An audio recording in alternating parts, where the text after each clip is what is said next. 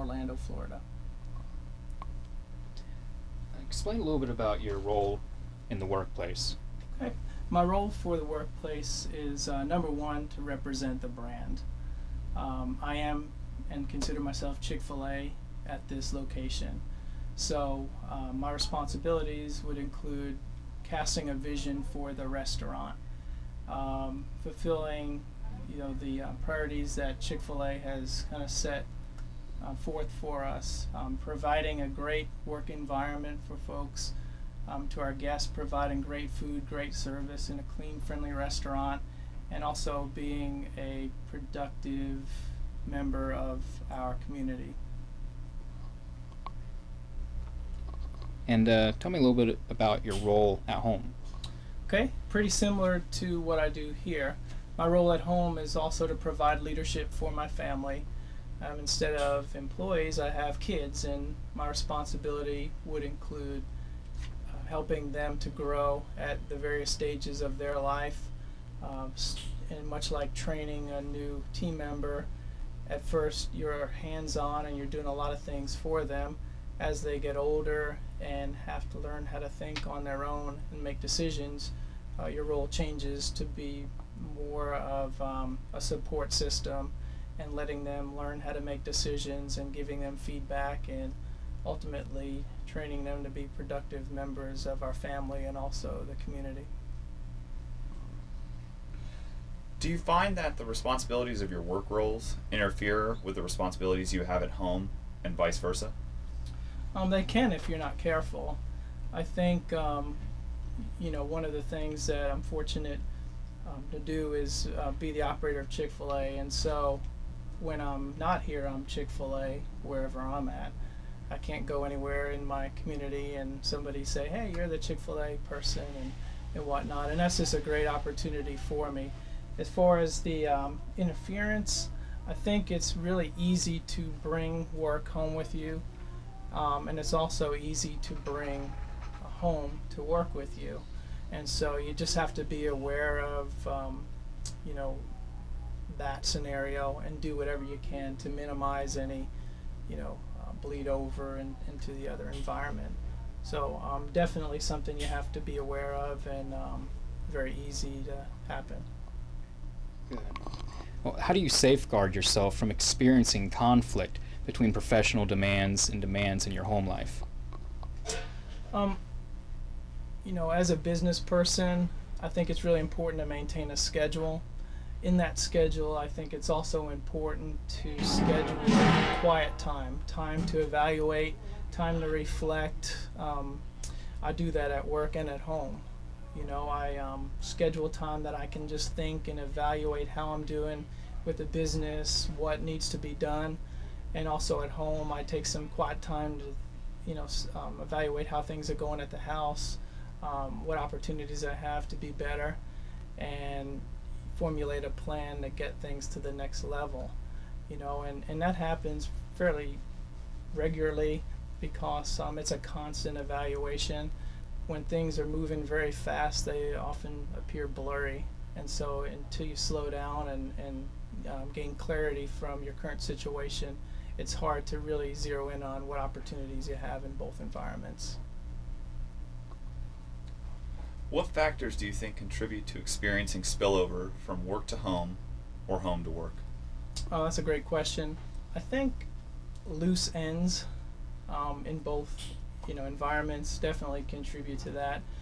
As a person that's 100% committed to succeeding and being excellent at work and also at home, it's hard to walk away from either, knowing that there's loose ends out there. There's nothing more challenging at the end of the day when there's a billion things that you wish you could get to, and you have to walk away and go to your family, which is very important, and if not more important than just walking away and just assuming that everything is great. So it does affect you, and it does carry over to the next environment, and it's just something to be aware of, and you do what you can and be proactive to try to minimize that that overlap. I try not to bring my work home with me, and obviously try not to bring a lot of the home challenges and things we're doing at the household to work, because they could definitely spill over and affect the other environment. Mm-hmm. And that spillover is imminent. So how do you think that affects your productivity to vice versa? Good question. You know, a lot of it is your own personal choices, because you know, if your body is here and your mind is at home, then you know you can definitely be less productive. You know, when I'm here, I'm committed to give 100% of myself, and that's my you know, my physical self, my mental self, and it's very easy to let some of the personal stuff be on your mind, which means that you're less effective in the work environment. And then sure, the same thing occurs when you go home and you're bringing home your work issues and things. And you know, I have kids and a wife that needs the 100% of me, and so definitely an opportunity to leave you know, home all the personal stuff and leave at work all the professional stuff. Now, Joe, we're going to talk about some things from the perspective of you as a manager. As a manager, how do you help your employees deal with and/or prevent work-family conflict? Okay, I'm not sure you can ever prevent it 100%, but I think you can be aware of it and you can minimize it and not let it affect you like it could. And I think the best way that I've found to do anything and get a certain behavior is to model it. You know, and it always starts at the top. You know, you're the person that sets the tone, changes the environment a lot of times by not what you say but by what you do. And so, you know, if I'm trying to talk to a recently married team member about how important it is to spend time with their spouse, and I'm up here, you know, from open to close every single day, they might hear my recommendation, but they might see a different behavior. So really important to model the behavior, and I'm intentional about leaving and saying to the team, hey, I'm going to spend some time now being a husband, being a dad, and let them know that, hey, you know, there's things that occur outside of work that are really important to me. So definitely modeling the behavior. Are there any other things specifically that you do to encourage work-life balance? Sure. You know, a lot of times there are things that are going on in a person's world, and the only way you know about it is to be intentional about asking, you know, how things are going. I learned as an early supervisor in a different career that it's so important to just take a few minutes every day to every team member and just you know, talk about things that aren't related to work and just find out how they're doing, what's going on in their world. That does a couple things. Number one, it lets them know that you care about them as an individual, and they're more than just a body performing a task or tasks at a restaurant. And it also lets them know that you can support them and you're there for them.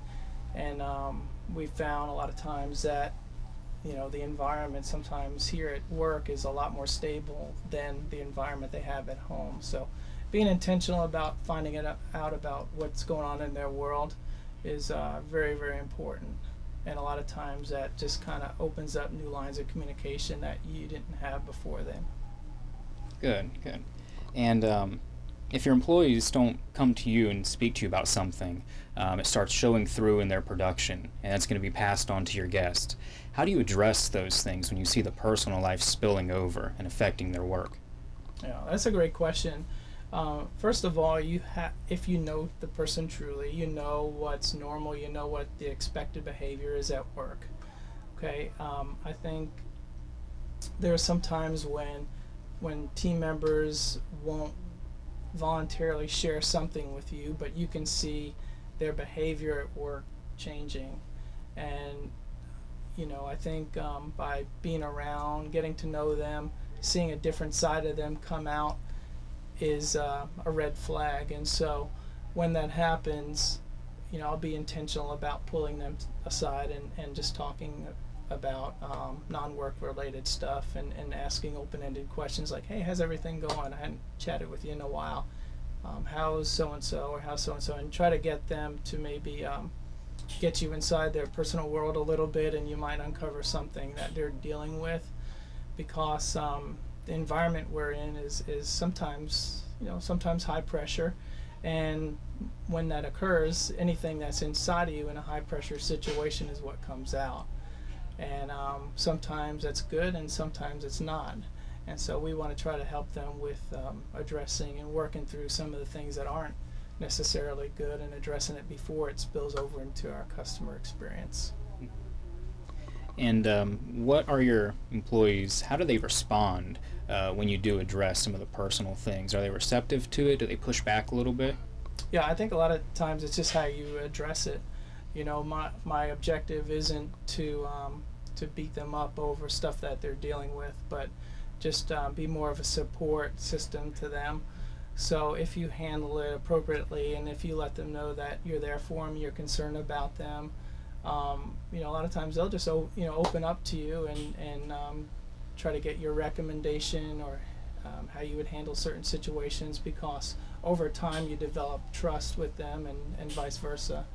And so they'll open up to you a lot of times and talk about things that are pretty serious sometimes, and you just develop that relationship over time, and they know that you're somebody they should potentially model themselves after, and they respect your opinion. And a lot of times they'll come to you for advice and recommendations, and I get phone calls all the time at the house, hey, I'm going through this, if you were me, what would you do? And so that's just a relationship you just develop over time and consistency. Okay, so not only a improvement in their production, but an improvement in their really overall enjoyment of their working here. Yeah, and that's a great question. I think one affects the other.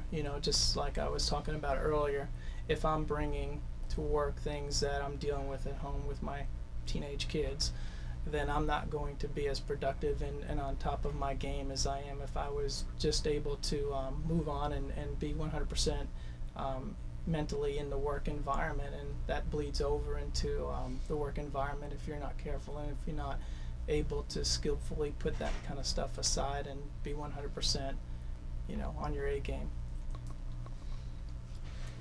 Well, we thank you for taking the time to speak with us and sharing your insights.